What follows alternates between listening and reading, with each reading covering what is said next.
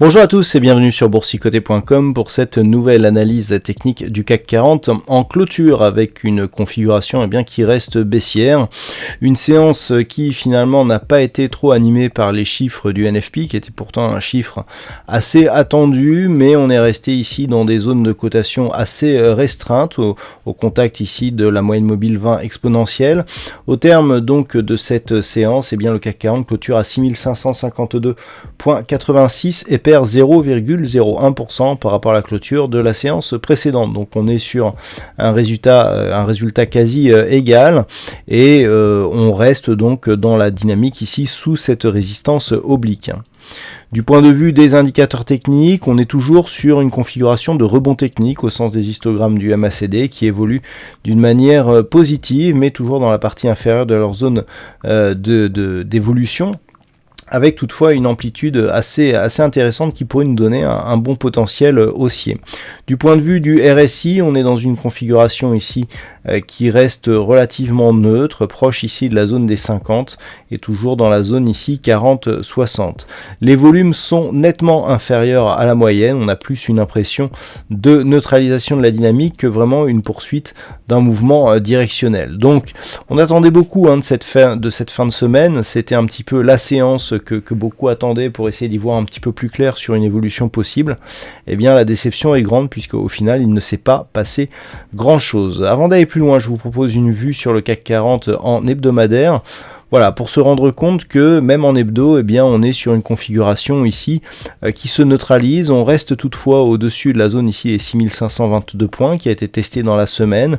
Du point de vue de la loi de Dow, on a ici 3 bougies dont la succession ici des points hauts et des points bas est baissière. Donc petite phase de consolidation, mais qui reste ici au-dessus de ce support. Du point de vue des indicateurs techniques, par contre, nous avons ici toujours cette divergence sur les histogrammes du MACD, dans un contexte où le RSI reste ici en zone de surachat. Alors, ce qu'il va falloir faire attention la semaine prochaine, c'est justement ce RSI, qui se rapproche ici de la limite de sa zone de surachat, puisque si nous avons ici une configuration avec le MACD qui passe en zone négative d'évolution et un RSI qui sort de sa zone de surachat, on aura une configuration qui appellera ou qui anticipera une phase de consolidation plus marquée puisqu'on risque d'avoir une grosse dynamique baissière. Ce qu'il faut surtout se rendre compte, si on revient ici sur une vue générale, c'est que le CAC 40 qui a connu ici cette phase de hausse assez rectiligne a amené ici le RSI dans une zone de surachat dans lequel il évolue depuis le début du mois d'avril. Ça veut dire que depuis quelques semaines ici on est en surachat alors que les histogrammes du MACD ici sont plutôt en divergence.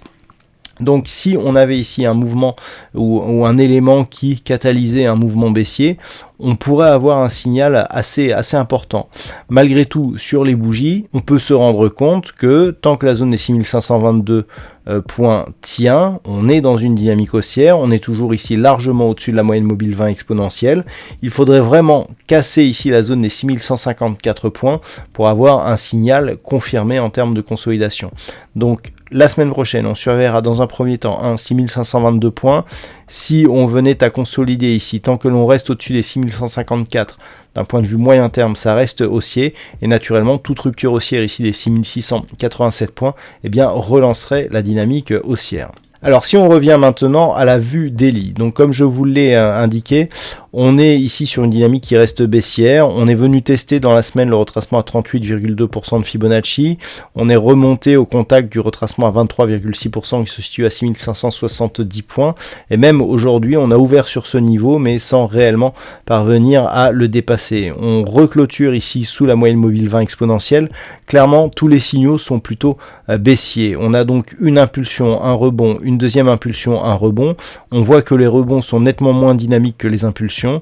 C'est toujours le cas donc pour le mouvement actuel et on est pour l'instant dans la continuité. Donc la semaine prochaine, ce qu'il faudra surveiller, première zone, la même chose qu'en hebdo, 6522 points. Si on recasse ici cette zone, on aura une pression baissière qui va commencer à s'exercer, d'autant plus que la bande de Bollinger inférieure ici va continuer à remonter et un deuxième contact avec cette bande de Bollinger pourrait nous renforcer le signal baissier. Et puis la zone ici des 6498 points. Pourquoi ? parce que suite à la rupture ici du 23,6, on est venu une fois tester le retracement 38,2% de Fibonacci. La zone de 23,6 agit comme une résistance.